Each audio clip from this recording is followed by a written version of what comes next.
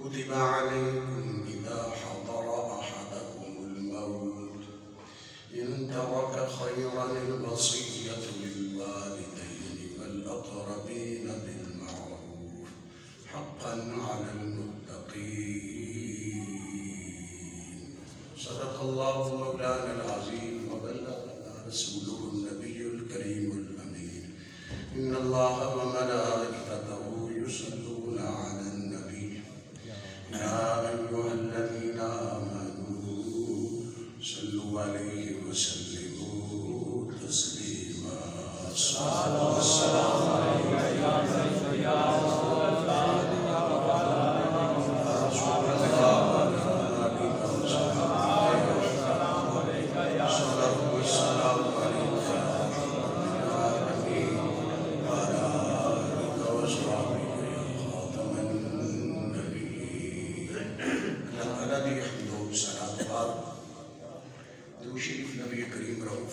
تاجدار انبیاء سردار انبیاء زینت الانبیاء صدر قصب کائنات نور کائنات اصل کائنات جانے جہان کائنات باعث تخلیق کائنات شب اسراء دلہ حضور کریم آقا علیہ الصلوۃ والتسلیم دی پاک بارگاہ کے اندر عاجزانہ خطیہ درود و سلام عرض کرت بعد واجب الاحترام معزز و محترم قابل صدر احترام عزت مآب سامعین و ناظرین برادران اسلام میرے بھائی اور دوست و بزرگوں تمام تعریفیں عبادتاں سجدے دے لائق سے کوئی ذات ہے وہ وحدہ لا شریک له سبحان اللہ بارک صلاۃ و تسلیم دی پاک بارگاہ دے اندر حضرات زیبا کاٹ برادران اسلام پچھلے جمعے وصیت کے حوالے دے نال کچھ گزارشات اس کی دنیا سن آج بھی سورہ البقرہ دی آیت نمبر 180 دوسرا پارہ اور دوسرے پارے سے دوسرے پاؤں کا پہلا رکوع ہے. ان سے اندر اللہ تعالیٰ نے فرمایا کتب علیکم اذا حضر احدکم الموت جب تم میں سے کسی کو موت آئے تو اگر اس نے مال چھوڑا ہے تو اس پر ماں باپ احدکم الموت ان ترک خیرا الوصیۃ للوالدین والاقربین اس پر ماں باپ اور رشتہ داروں کے لیے دستور کے موافق وصیت کرنا کتبہ اس پر فرض ہے، فرض کیا گیا ہے. حقاً علی المتقین کے پرہیزگاروں پر حق ہے. یہ قرآن مجید کی آیت کے اندر پھر اللہ تعالیٰ نے ایک مقام آیا اس حوالے سے انشاءاللہ زندگی رہی تو اگلے جمعے عرض کریں گے.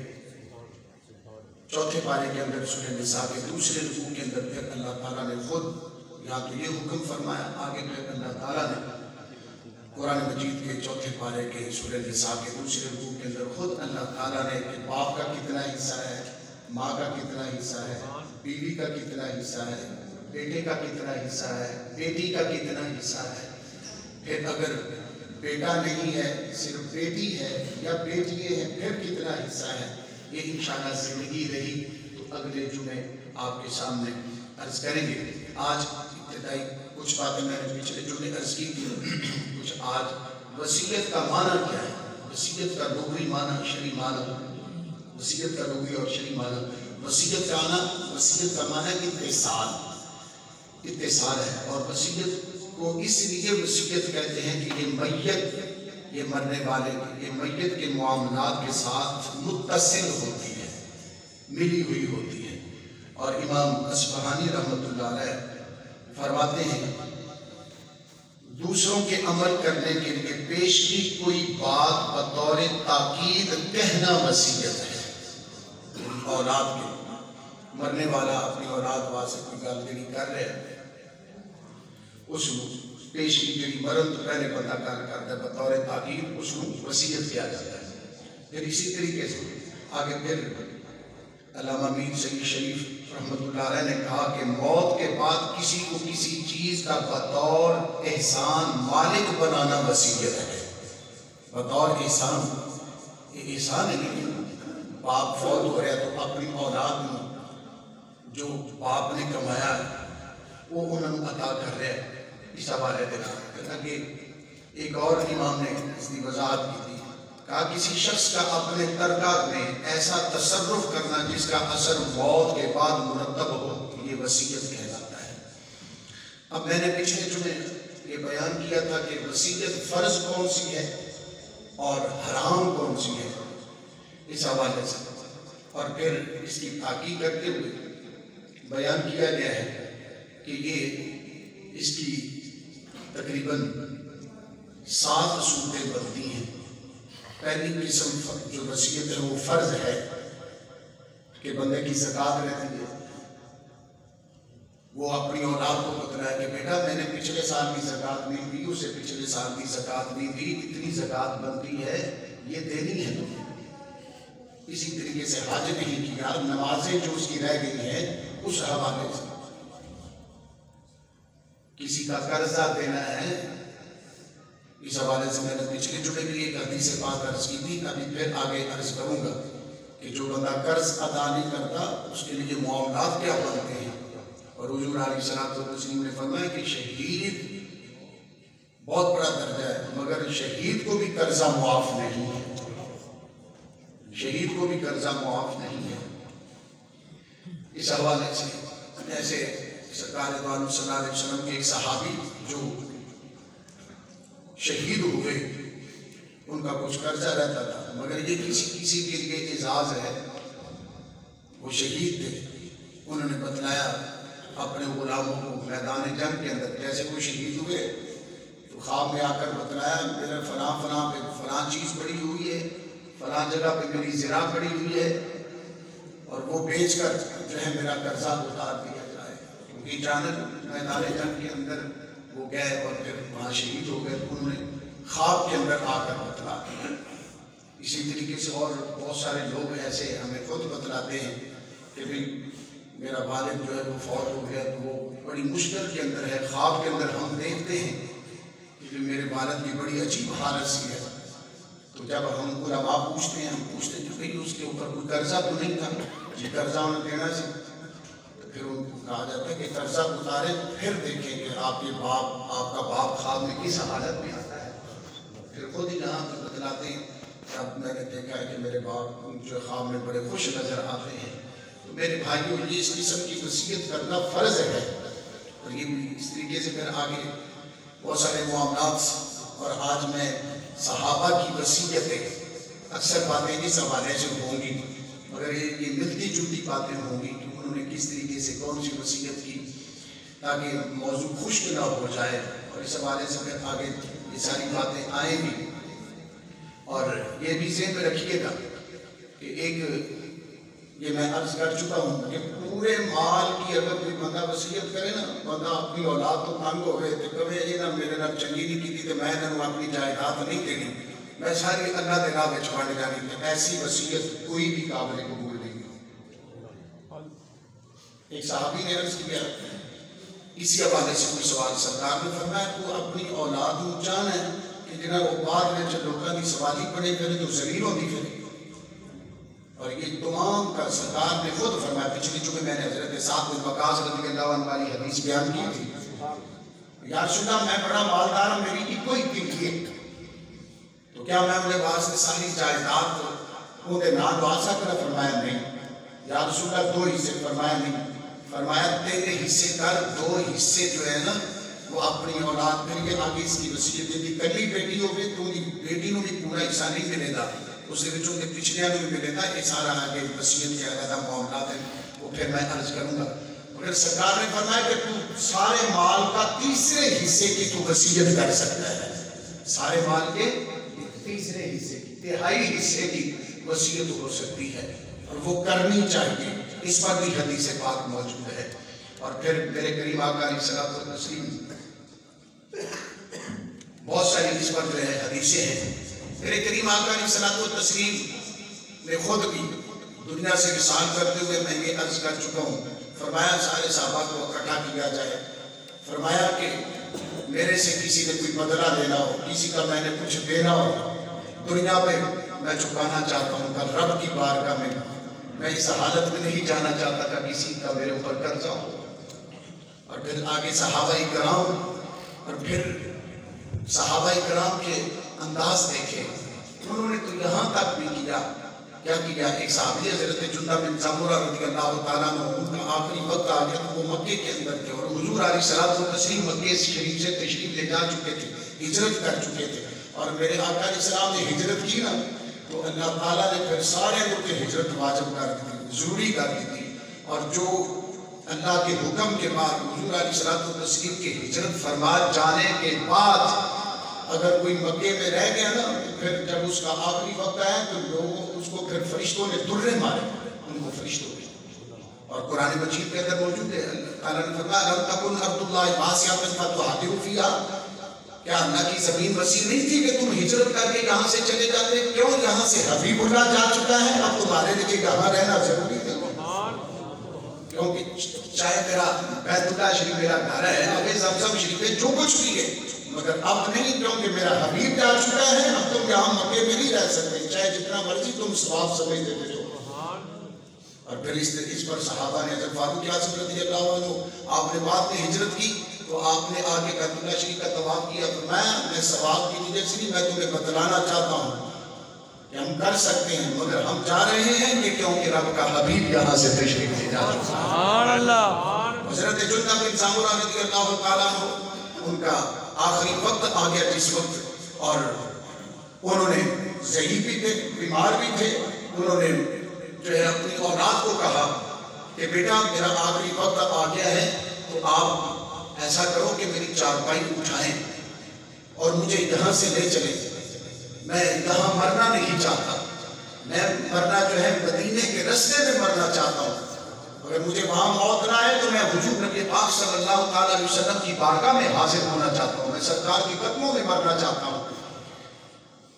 اور آپ نے کہا ابا جی آپ کی عمر بہت زیادہ ہو چکی ہے، آپ ضعیف بھی ہیں، تو آپ یہاں ہی ٹھہرے، آپ کے لیے یہ معاملات نہیں ہے، تسی اگر راہ وچ مر گئے تو لوگاں سانو کیڑا بھی کچھ چنگا کہنا ہے، اور اس کے بعد لوگاں کی لبا بھئی یہ کوئی چنگا سی اپنے گھر مر جانا، یہ راہ وچ مر گیا کی لبا؟ تو باپ نے کہا، حضرت جندہ بن سمرہ رضی اللہ تعالیٰ عنہ نے کہا نہیں بیٹا میں ایتھے نہیں مرنا چاہتا، میں تو سرکار کے قدمہ وچ، اگر میں نے اوتھے موت نہیں تے راہ وچ آ گئے تے دنیا یہ تے کہے تھی نا مدینے شریف کے رستے وچ محبوب دی طرف جاندے ہوئے مر گیا۔ سبحان اللہ، اللہ اکبر، اللہ اکبر۔ باپ ضعیف بھی سن، بیمار بھی سن، آخری وقت بھی آ چکے ہیں، ہن اولاد مجبور سے باپ بھی چارپائی اٹھا کے مکے شریف وچوں نکل پے، ایک منزل طے کیتی، دوسری منزل طے کیتی، مقام تنعیم پہ پہنچے، آخری ویلا آ گیا، باپ کی چارپائی رکھ دیتی، حضرت جندہ بن سمرہ رضی اللہ تعالیٰ انتقال کر کے وصال ہو گیا۔ ادھر کفار و مشرکین نے تانا ماریا کی لبا اگر یہ اپنے گھر وچ مر جاندا تاکہ سجدے کھبے والے سارے شریک ہو جاندے، یہ راہ وچ مر گیا کی فائدہ ہویا؟ ادھر کفار و مشرکین گلا کر رہے ہیں، ادھر رب العالمین نے فرمایا جبریل حکم رب جلیل، فرمایا سدرہ چھوڑ میرے محبوب دی بارگاہ کے اندر قرآن دی آیت لے جا، وَمَنْ يَخْرُجُ مِنْ بَيْتِهِ مُهَاجِرًا إِلَى اللَّهِ وَرَسُولِهِ ثُمَّ يُدْرِكُهُ الْمَوْتُ فَقَدْ وَقَعَ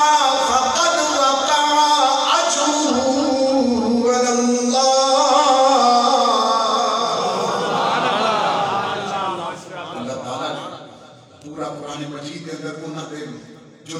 کرو لے کے ٹرے سکتا کہ میں مکے وچ نہیں مرنا چاہتا میں محبوب قدمہ وچ مدینے شریف اگر راہ وچ موت آ جائے گی یہ تے ہوئے گا نا کہ میں محبوب کے پیار میں فقط وَمَنْ يَخْرُجْ مِنْ بَيْتِهِ مُهَاجِرًا إِلَى اللَّهِ وَرَسُولِهِ جو بھی اپنے گھر سے نکلا ہجرت کی مہاجر ہوا وَمَنْ يَخْرُجْ مِنْ بَيْتِهِ مُهَاجِرًا إِلَى اللَّهِ وَرَسُولِهِ کئی لوگ تو صرف یہ ذہن میں ہوتا ہے یا کچھ دوستوں بھائیوں کا یہ ہوتا ہے کہ نہیں اللہ کے لیے نکلے مگر یہاں قرآن مجید کے 5ویں پارے کے اندر میرا رب یہ فرما رہا ہے إِلَى اللَّهِ وَرَسُولِهِ جو اللہ اس کے رسول کے لیے ہجرت کرتا ہے ثم يدركه الموت چاہے اسے رستے کے اندر موت آ جائے فقد وقع اجره على اللہ یہ نہ سمجھے کہ مجھے کچھ نہیں ملے گا اللہ تعالیٰ اسے اجر عظیم عطا فرمائے فقد وقع اللہ پر واقع ہو گیا اس کے لیے اجره على اللہ اللہ تعالیٰ اسے اجر عطا فرمائے اللہ تعالیٰ محبوب کے تو غلاموں کے اندازوں کو بھی بیان کر رہا ہے تم دعوے دے رہے ہو میرے محبوب کے غلام مگر ہم جانتے ہیں کہ میرے محبوب کا غلام جندب بن سمرہ رضی اللہ تعالیٰ عنہ کیسے اپنے گھر سے نکلے اور میرے بھائیوں ہم تو اپنے آج ہمیں دین اسلام کی قدر نہیں ہے یہ تو پوچھے ان لوگوں سے اللہ اکبر حضرت ابو موسیٰ عشری رضی اللہ تعالیٰ عنہ ان سے بڑھ کر کوئی خوبصورت قرآن مجید کی تلاوت کرنے والا نہیں تھا ان سے بڑھ کر کوئی خوبصورت تلاوت کرنے والا نہیں تھا یہ اتنے شرم والے تھے کہ یہ جب بھی غسل کرتے تھے فرماتے ہیں میں تاریک کمرے کے اندر غسل کرتا تھا تاریک کمرے کے اندر اندھیرے وچ ایسی جگہ پہ اور جب میں غسل کرتا تھا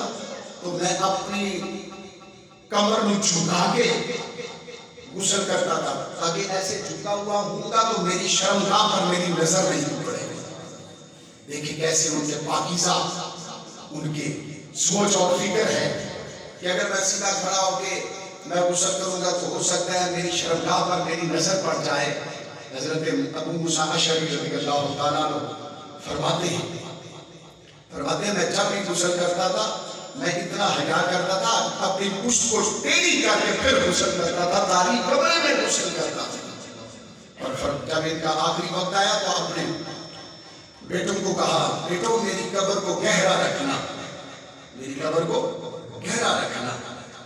جب کھولو تو وسیع اور گہرا کرنا آج کے لوگ جنہوں نے قرآن و حدیث یا صحابہ کی سیرت کا مطالعہ نہیں کیا ہوتا نا تو وہ اعلیٰ حضرت رحمت اللہ علیہ کے حوالے سے بات کرتے ہیں کہ دیکھو جی انہوں نے کہ بڑا عاشق آ گیا کہ میری قبر جو گہری کھودنا یہ اس نے کہاں سے نکال دیا اعلیٰ حضرت رحمت اللہ علیہ کے حوالے سے کسی کے ذہن میں یہ اگر بات آتی ہے تو ادھر حضرت ابو موسیٰ عشری رضی اللہ تعالیٰ عنہ یہ دیکھیں وہ کہہ رہے ہیں بیٹوں میری قبر کو خوب وسیع گہرا کرنا بس کافی گہرا کرنا اور پھر اس کے بعد ان کی آگے وصیت کرتے ہوئے کہتے ہیں کہ پھر مجھے جلدی قبر میں دفن کر دینا اللہ کی قسم یہ قبر دو مناظر میں سے ایک ہے یا تو یہ مجھ پر کشادہ کر دی جائے گی حتیٰ کہ ہر طرف 40 گز ہو جائے گی پھر میرے لیے جنت کا دروازہ کھول دیا جائے گا تاکہ میں اپنی ازواج اور ٹھکانے اور ان کی چیزوں کو دیکھ لوں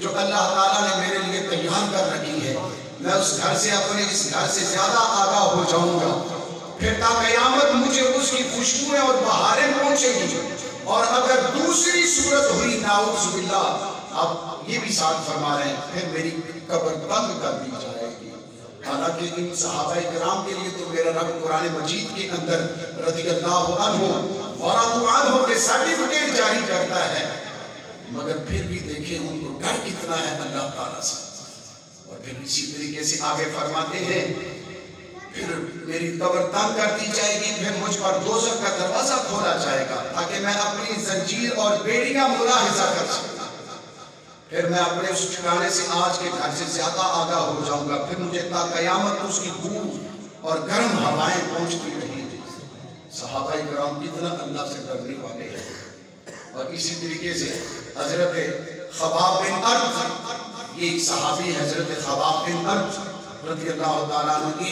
ابتدائی صحابہ میں سے ہیں، ابتدائی صحابہ میں سے ہیں جنہوں نے اوائل اسلام کے اندر ابتدا کے اندر میرے آقا علیہ الصلوۃ والتسلیم کا کلمہ پڑھا، اور ان کو صحابہ جب کفار مارتے تھے اور ان کو جب ظلم ان پر کرتے تھے، ان دکھ پہنچاتے تھے، حضرت عمر فاروق رضی اللہ تعالیٰ عنہ نے ایک دفعہ آپ سے ظلم و ستم کی داستان پوچھی تو کہنے لگے امیر المومنین میں اپنی قمیض سے اپنی پشت کپڑا ہٹاتا ہوں، اپنے کاندھوں میں قمیض اتارنا پھر دیکھنا۔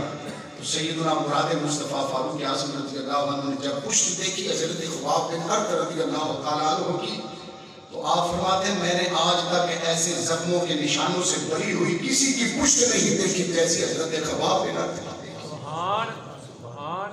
اور حضرت خباب بن ارت میرے بھائیوں، آج تو ہمیں مفت میں اسلام مل گیا نا، اس کی قدر نہیں ہے۔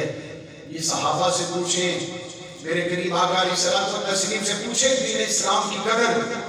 امام الانبیاء جان کائنات رحمت للعالمین کریم آقا علیہ الصلوۃ والتسلیم فرماتے ہیں میرے غلاموں، دین اسلام کے لیے ہر نبی کو ستایا گیا، دکھ دیے گئے، مگر جتنا مجھے ستایا گیا کسی اور نبی رسول کو نہیں ستایا۔ خیال کریں، حضرت خباب بن ارت رضی اللہ تعالیٰ عنہ اپنی روایات اپنی زندگی کے واقعات بیان کرتے ہوئے سنیے گا ذرا۔ فرماتے ہیں آگ جلائی جاتی اور مجھے الٹا کر اس آگ کے اندر ڈالا جاتا تھا، بس وہ آگ میری پشت کی چربی سے جو ہے بھج جاتی تھی، میرے پشت کی چربی سے آگ بھجتی تھی، مجھے الٹا کر کے آگ کے اندر ڈالا جاتا تھا۔ صرف دین اسلام کی پاداش کے اندر سرکار سے محبت کرتے تھے، اسلام دین کا پیغام پہنچاتے تھے، اور یہ کوفہ کے رہنے والے تھے۔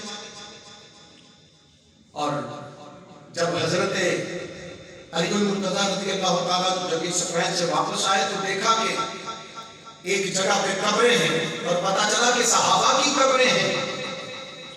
تو پوچھا گیا بھئی یہ بتلاؤ یہ کن کن کی قبریں ہیں؟ تو لوگوں نے کہا یہ حضرت خباب بن ارت رضی اللہ تعالیٰ عنہ کی قبر ہے اور دوسرے دیگر صحابہ کی قبریں ہیں۔ فرمایا کہ یہ رستے کے اوپر اس جگہ پہ کیوں ہیں؟ تم لوگ تو اپنے کوفہ کے لوگ یہ بھی ذرا سنیے گا، کوفہ کے لوگ جب ان کا کوئی فوت ہوتا تھا تو اپنے گھر کے اندر دفناتے تھے یا دروازے کے سامنے دفناتے تھے، کسی خاص جگہ پہ کوئی علیحدہ وہ ان کے اندر جو ہے مرنے والوں کا احترام وغیرہ نہیں ہوتا تھا اتنا۔ مگر یاد رکھیے گا میرے کریم آقا علیہ الصلوۃ والتسلیم نے فرمایا جیسے زندہ انسان کا احترام ہے ایسے مرنے والے کے ایک ایک جوڑ ایک ایک ہڈی کا بھی احترام ہے۔ فرمایا آپ نے وصیت کی لوگوں مجھے میرے گھر میں یا دروازوں پر نہیں دفنانا، میں تو حضور علیہ الصلوۃ والتسلیم کا امتی ہوں، مجھے کوفہ سے باہر دفن کیا جائے۔ جب لوگوں کو آپ کی اس وصیت کا علم ہوا تو پھر دیگر لوگوں نے وہاں تدفین شروع کر دی، جہاں آپ دفن ہوئے پھر وہاں دوسرے لوگوں کو، اور پھر اللہ اکبر اللہ اکبر، لوگوں نے دیکھا یہاں محبوب علیہ السلام کا وہ غلام جس نے اتنے دکھ برداشت کیے، پھر لوگوں نے اپنے وہاں عزیزوں کا رب کو دفنانا شروع کر دیا۔ ایک صحابی حضرت رہا، ہم تو سارے دعا مانگتے ہیں کہ جب میرا آخری وقت ہو دیدار رسول نصیب ہو جائے، یہ بھی دعا مانگتے ہیں میں سو جاؤں یا مصطفیٰ کہتے کہتے، کھلے آنکھ صلی علی کہتے کہتے۔ میرے بھائیوں ان میں سے حضرت انس رضی اللہ تعالیٰ عنہ آپ نے فرمایا لوگوں جب میں فوت ہو جاؤں تو میرے پاس کوئی اور خوشبو نہیں ہے، میرے پاس خوشبو رسول پسینہ مبارکہ ہے، حضور علیہ السلام کا پسینہ مبارک ہے، میرے کفن پر حضور علیہ السلام کا پسینہ مبارک لگا دینا۔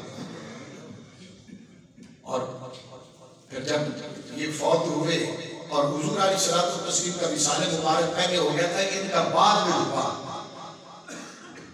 تو ابن سعد اپنی معتبر صحیح کتاب کے اندر لکھتے ہیں، فرماتے ہیں حضرت انس نے فرمایا لوگوں میرے اوپر اللہ کا خاص کرم ہے، حضور علیہ الصلوۃ والتسلیم کی نگاہیں کرم ہے۔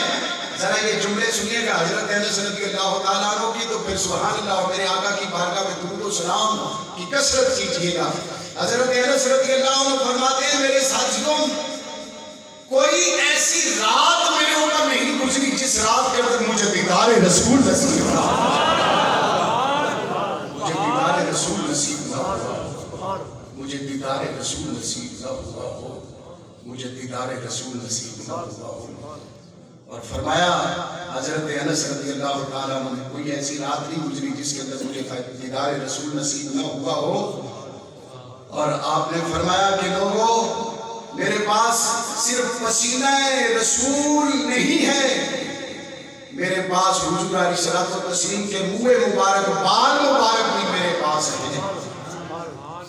اور جب میں فوت ہو جاؤں تو مجھے فوری غسل دے کر میرے منہ کو کھول کر میری زبان کے نیچے میرے آقا علیہ السلام کی زلف عنبری کے بعد میرے منہ کے اندر ڈال دے گا۔ وصیتیں دیکھیں صحابہ کرام کی، صحابہ کرام کی وصیتیں دیکھیں۔ ایک میرے آقا علیہ الصلوۃ والتسلیم کے صحابی گزرے حضرت انیس، ایک سرکار کا دشمن تھا، اور اس دشمن نے بڑا حضور علیہ الصلوۃ والتسلیم کو اذیت پہنچائی ہوئی تھی۔ سرکار نے فرمایا کون ہے اس کو جو قتل کرے گا؟ سنیا یا رسول اللہ میں ذرا ان کا حلیہ پہ دسو۔